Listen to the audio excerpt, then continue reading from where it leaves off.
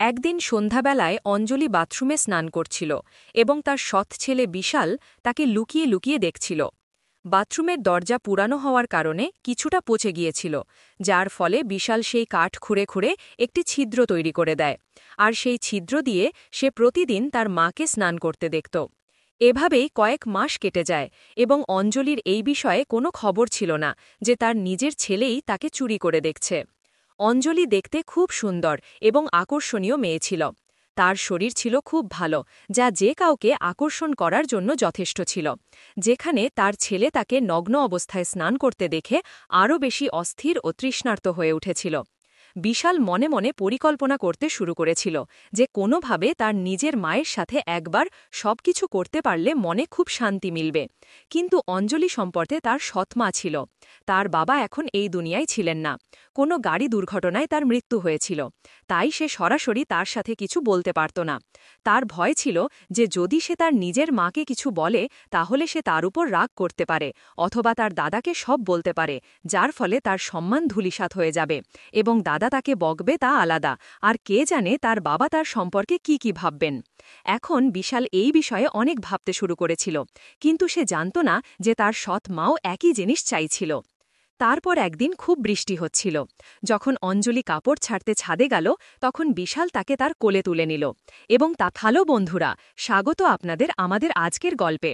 বন্ধুরা, বিশাল প্রতিদিনের মতো তার মা অঞ্জলিকে লুকিয়ে লুকিয়ে দেখত। এই বিষয়ে অঞ্জলির কোনো জানা ছিল না। বিশাল এই বিষয়ে অনেক ভেবেছিল যে সে কিভাবে তার মাকে রাজি করবে।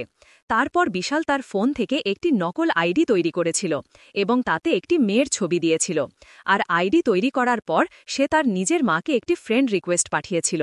অঞ্জলি বেশি বয়স্ক মহিলা ছিল না। অঞ্জলি যখন তার ফোনে ফ্রেন্ড রিকোয়েস্ট দেখল, তখন সে ভাবল একটি মেয়ের রিকোয়েস্ট এসেছে। অঞ্জলি রিকোয়েস্ট অ্যাকসেপ্ট করল এবং অঞ্জলির এমন করায় বিশালের কাজ আরও সহজ হয়ে গিয়েছিল। বিশাল যখন রিকোয়েস্ট পাঠিয়েছিল, তখন সে তার মায়ের সাথে ঘনিষ্ঠতা বাড়ানোর চেষ্টা করছিল। সে তার কাছে গিয়ে বসত, তার সাথে হাসি ঠাট্টা করত এবং যদি সে কোথাও বসে থাকত তাহলে সে ইচ্ছে করে তার সাথে লেপ্টে বসার চেষ্টা করত। এই বিষয়টি অঞ্জলিও লক্ষ্য করছিল, কারণ বিশাল তার সাথে হাসি ঠাট্টা করতে শুরু করেছিল। সে তার কাছে হাসি ঠাট্টা করত, এতটা লেপ্টাচেত যে অঞ্জলিরও মনে হতে শুরু করেছিল যে সম্ভবত তার ছেলে তার থেকে আরও কিছু চাইছে। একদিন বিশাল অঞ্জলিকে বলতে শুরু করল, অঞ্জুমা, তোমার কোনো বয়ফ্রেন্ড নেই কি? অঞ্জলি বলল, এ কি ধরনের কথা বলছো? কিছু বুঝছো কি? আমি তোমার মা। তখন বিশাল বলে, দেখো অঞ্জুমা, বাবাকে গেছে ৩ বছর হয়ে গেছে এবং এখন তোমার বয়সে বা কত? আমি চাই না যে তুমি সংকুচিত হয়ে জীবন কাটাও। তোমারও জীবন উপভোগ করার অধিকার আছে। যদি কেউ থাকে তবুও আমার কোনো আপত্তি নেই। এতে অঞ্জলি বলল, না, আমার কোনো বয়ফ্রেন্ড নেই এবং আমি এসব বিষয়ে কোনো আগ্রহও নেই। আমি এই ধরনের মহিলা নই। আমি এই ধরনের কোনো কাজে কোনো আগ্রহ নেই। বিশালের মনে তখন লাড্ডু ফুটতে শুরু করেছিল। সে ভাবতে শুরু করেছিল যে যদি তার কোনো বয়ফ্রেন্ড না থাকে তাহলে তার ভেতরের ইচ্ছাগুলো নিশ্চয়ই জাগ্রত হবে। কিন্তু তবুও সে অজানা হওয়ার অভিনয় করতে শুরু করল এবং বলল, অঞ্জুমা, যদি কেউ থাকে তুমি আমাকে বলে দাও। আমি কাউকে কিছু বলবো না। তুমি আমাকে তোমার বেস্ট ফ্রেন্ড মনে করতে পারো। এখন তুমি এটা মনে করো না যে আমি তোমার ছেলে। তুমি আমাকে তোমার বন্ধুই মনে করো, তোমার দোস্ত মনে করো। অঞ্জলি বলল, না না বিশাল বেটা, আমার কোনো বয়ফ্রেন্ড নেই এবং আমি এই ধরনের কাজ করি না এবং কখনো করবও না। বিশাল তার পরিকল্পনায় লেগেছিল এবং এখন সে অঞ্জলির কাছে সেই মেয়ের আইডি থেকে মেসেজ করা শুরু করল। এখন এদিক থেকে মেয়ের মেসেজ আসলে অঞ্জলিও মেসেজের হাই হ্যালোর রিপ্লাই দিল। কিন্তু অঞ্জলি কি জানত যে তার নিজের ছেলেই তাকে মহিলা সেজে কথা বলছে এবং আগামীতে তার সাথে কি হতে চলেছে। বিশাল অঞ্জলির সাথে মেসেজে কথা বলতে বলে, তোমার কোনো বয়ফ্রেন্ড আছে কি এবং তুমি কি কখনো কারোর সাথে সম্পর্ক স্থাপন করেছ? অঞ্জলি মানা করে দেয় এবং বলে, আমার এসব বিষয়ে কোনো আগ্রহ নেই। ঠিক তখনই বিশালের তরফ থেকে একটি মেসেজ আসে এবং বলে, তোমার একটি বয়ফ্রেন্ড বানিয়ে নেওয়া উচিত। তার সাথে তুমি সব কিছু করতে পারো। এতে তুমি খুব ভালো বোধ করবে এবং অনেক আনন্দও পাবে। আর আমি তো আমার ছেলের সাথেই অনেক উপভোগ করি। যখনই আমার ইচ্ছা হয় আমি আমার ছেলেকে আমার কাছে ডেকে নিই এবং তারপর আমরা মা ছেলে একসাথে সব কিছু করি। এই কথা শুনে অঞ্জলি বিস্মিত হয়ে জিজ্ঞাসা করল, তুমি কি তোমার নিজের ছেলের সাথে এসব করো? তখন ওই পাশ থেকে উত্তর এলো, হ্যাঁ, আমি আমার ছেলের সাথেই উপভোগ করি। বাইরের কোনো পুরুষ বা ছেলের উপর আমার বিশ্বাস নেই। কে জানে কখন কে প্রতারক হিসাবে বেরিয়ে আসবে। তাই আমি আমার নিজের ছেলেকেই বয়ফ্রেন্ড বানিয়েছি এবং তার সাথে অনেক উপভোগ করি। আমরা মা ছেলে যখনই ইচ্ছা করি একে অপরের সাথে উপভোগ করি এবং আমাদের জীবন এইভাবেই কাটাচ্ছি। বন্ধুরা, এখন অঞ্জলির মনেও এই ধরনের চিন্তা আসতে শুরু করেছিল। সেও ভাবতে শুরু করেছিল, যদি সেই মহিলা তার ছেলের সাথে এসব করতে পারে, তাহলে আমিও কেন আমার ছেলের সাথে এই ধরনের সম্পর্ক গড়ে তুলে দেখি না। যাই হোক, সে তো আমার সৎ ছেলে, কিন্তু নিজের ছেলেকে এটা বলার সাহস তার ছিল না। তাই এখন অঞ্জলিও তার ছেলের সাথে কিছুটা আলাদা ধরনের আচরণ করতে শুরু করেছিল এবং তার পরিবর্তিত আচরণ দেখে বিশালের মনেও লাড্ডু ফুটছিল। সে বুঝে গিয়েছিল যে আমার কথার তার ওপর প্রভাব পড়েছে।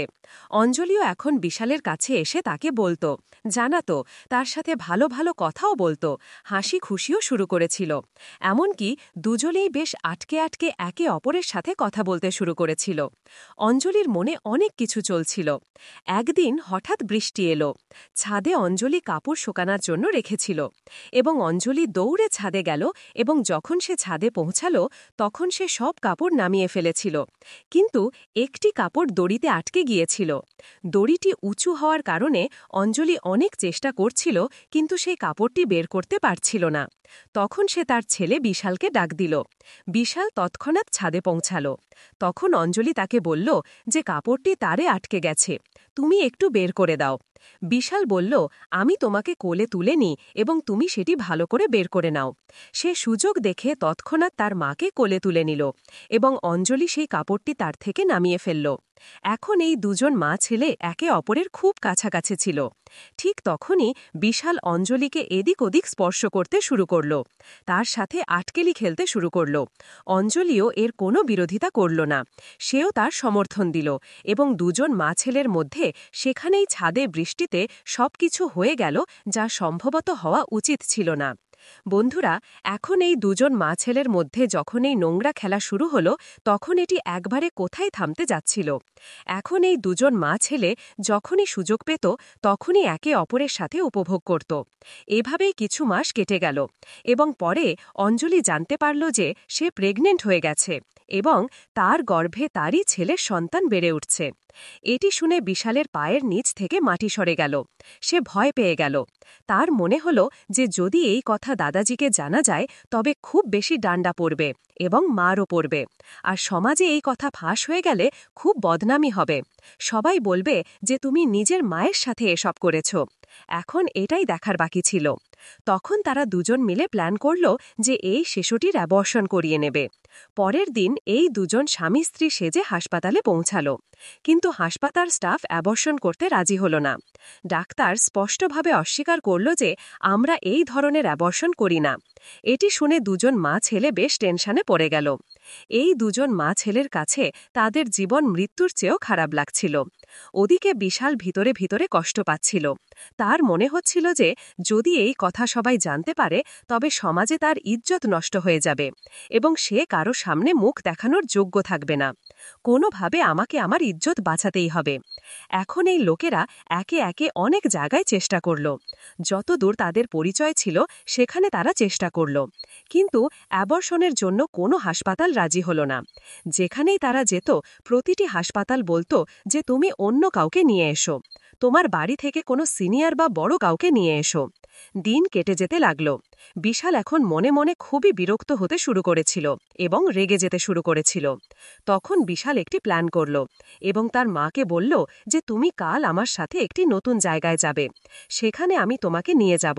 সেখানে তোমার অ্যাবর্শনও হয়ে যাবে এবং সহজেই আমরা এই সমস্যা থেকে মুক্তি পাব। অঞ্জলি পরের দিন বাড়ি থেকে পার্লার বলে বেরোল। কিছুক্ষণ পর বিশালও কলেজ বলে বেরিয়ে গেল। কিছু দূর গিয়ে দুজন মা ছেলে মিলিত হল। বিশাল অঞ্জলিকে বাইকে বসালো এবং তাকে জঙ্গলের দিকে নিয়ে যেতে লাগল। যখন তারা জঙ্গলের দিকে যাচ্ছিল তখন অঞ্জলি তাকে জিজ্ঞাসা করল যে এই পথ তো জঙ্গলের দিকে যাচ্ছে, আমরা কোথায় যাচ্ছি? তখন বিশাল বলল, চিন্তা করো না, যে হাসপাতালটি আছে তা একটু ছোট এবং এই জঙ্গল পার করলেই সামনে একটি হাসপাতাল আসবে। সেখানেই আমি তোমার অ্যাবর্শন করিয়ে দেব এবং সেখানেই আমাদের এই সমস্যার মূলও শেষ হয়ে যাবে। জঙ্গলের মাঝে তারা পৌঁছে গেল এবং একটি ধ্বংসাবশেষের মতো বাড়ি দেখা গেল। বিশাল সেখানেই গাড়ি থামাল এবং অঞ্জলিকে বলল, এখানেই নামো, ডাক্তার সাহেব এখনই আসছেন, এখানেই তারা আমাদের নিয়ে যাবে। দুজন সেখানেই বসে রইল। তখন বিশাল তাকে বলতে শুরু করল, এখন তো অ্যাবর্শন হতে চলেছে, তাহলে কেন আমরা আর একবার এনজয় করি না? অঞ্জলি কথা শুনে তাকে মানা করে দেয়। সে বলতে লাগল যে এখন আমরা এত বড় সমস্যার সাথে লড়াই করছি আর তোমার এনজয় করার ইচ্ছা জেগেছে, এসব এখন ঠিক নেই। কিন্তু বিশালের জিদের সামনে অঞ্জলিও হার মানল এবং এই দুই মা ছেলে সেখানেই ধ্বংসাবশেষে একে অপরের সাথে এনজয় করল। এনজয় করতে করতে বিশাল তার পিছনের পকেট থেকে কিছু বের করে অঞ্জলির মাথায় কয়েকবার মারল, যার ফলে অঞ্জলির মৃত্যু হল এবং সে অঞ্জলিকে সেখানেই কবর দিল। সেখান থেকে সরাসরি সে তার বাড়িতে এসে চুপচাপ বসে রইল এবং এমনভাবে থাকতে লাগল যেন কিছুই হয়নি। যখন সকাল থেকে সন্ধ্যা হয়ে গেল এবং অঞ্জলি বাড়িতে ফেরেনি, তখন দাদাজির টেনশন বাড়তে লাগল। তিনি জিজ্ঞাসা করতে লাগলেন, বিশাল, তুমি কি অঞ্জলিকে দেখেছ? অঞ্জলি এখনও কেন ফেরেনি? একটু খোঁজ করো। তারপর সব জায়গায় অঞ্জলিকে খোঁজা হলো, কিন্তু সে কোথাও পাওয়া গেল না। ধীরে ধীরে দিন কেটে গেল, পুরো রাত কেটে গেল, কিন্তু অঞ্জলির কোনো খোঁজ পাওয়া গেল না। তখন পরের দিন দাদাজি পুলিশের কাছে গিয়ে রিপোর্ট করলেন। তখন পুলিশ তাদের তদন্ত শুরু করল। পুলিশ অঞ্জলির পার্লারে গিয়ে খোঁজ নিল। অঞ্জলি সেই দিন পার্লারে আসেনি। পুলিশ তো পুলিশই, তার সন্দেহ সবার ওপর হয়। পুলিশ বিশালের কলেজে গিয়ে জিজ্ঞাসা করলে জানা গেল যে সেদিন সে কলেজে আসেনি। তখন বিশালকে জিজ্ঞাসাবাদ করা হলো যে তুমি সেদিন কোথায় গিয়েছিলে? তখন বিশাল বলল, আমি কলেজ পর্যন্ত গিয়েছিলাম, কিন্তু আমি ফিরে এসেছিলাম, আমি কলেজের ভিতরে যাইনি। পুলিশ তাকে বেশ কঠোরভাবে জিজ্ঞাসাবাদ করল, কিন্তু সে তখনও ভেঙে পড়ল না। তাই পুলিশের ধারণা হল যে হতে পারে এতে সে জড়িত নয়। ধীরে ধীরে এই বিষয়ে অনেক সময় কেটে গেল, কিন্তু কেস এখনও কোনো সিদ্ধান্তে পৌঁছাতে পারেনি। তারপর একদিন অঞ্জলির সম্পর্কে তথ্য সংগ্রহ করতে চাইলেন। তখন পুলিশ এই কেসকে নতুনভাবে দেখতে শুরু করল এবং অঞ্জলির পুরনো থেকে পুরনো সোশ্যাল মিডিয়া অ্যাকাউন্ট খুঁজে বের করা হল এবং সোশ্যাল মিডিয়া অ্যাকাউন্টে একটি নতুন আইডি পাওয়া গেল, যে আইডি থেকে বিশাল তার সাথে মহিলা সেজে কথা বলত। তার আইপি অ্যাড্রেস থেকে বিশালের খোঁজ পাওয়া গেল যে এই আইডি বিশাল চালাচ্ছিল এবং সে নিজের মায়ের সাথে এইভাবে সোশ্যাল মিডিয়ার মাধ্যমে কথা বলছিল। পুলিশ তৎক্ষণাৎ তাকে গ্রেফতার করল। বিশালকে গ্রেফতার করার পর যখন পুলিশ তাদের পদ্ধতিতে তাকে জিজ্ঞাসাবাদ করল এবং কঠোরভাবে এগিয়ে এলো, তখন বিশাল পুরো ঘটনা পুলিশের সামনে বলল এবং কথা শুনে তার দাদাজি এবং অঞ্জলির বাবার পায়ের নিচ থেকে মাটি সরে গেল যে এই দুই স্বগোত্র মা ছেলে একে অপরের সাথে এই ধরনের কাজ করছিল। এবং যখন মা প্রেগনেন্ট হয়ে গেল, তখন সৎ ছেলেই মাকে মেরে ফেলল এবং তাকে কবরও দিল। বন্ধুরা, এই গল্পের উদ্দেশ্য কারও অনুভূতিতে আঘাত করা নয়, কোনো ধরনের অনৈতিকতা বা অশ্লীলতাকে উৎসাহিত করা নয়। এই গল্প একটি বার্তা হিসাবে সমাজকে সচেতন করার জন্য বলা হয়েছে, যাতে মানুষের মধ্যে সচেতনতা ছড়িয়ে দেওয়া যায়, মানুষ যাতে জানতে পারে যে সমাজে কী ধরনের অপরাধ ঘটছে। তাহলে বন্ধুরা, আজকের গল্প কি কেমন লাগল? যদি ভালো লাগে তাহলে দয়া করে ভিডিওটি লাইক করুন, কমেন্ট করুন এবং চ্যানেলটি সাবস্ক্রাইব করতে ভুলবেন না। ধন্যবাদ।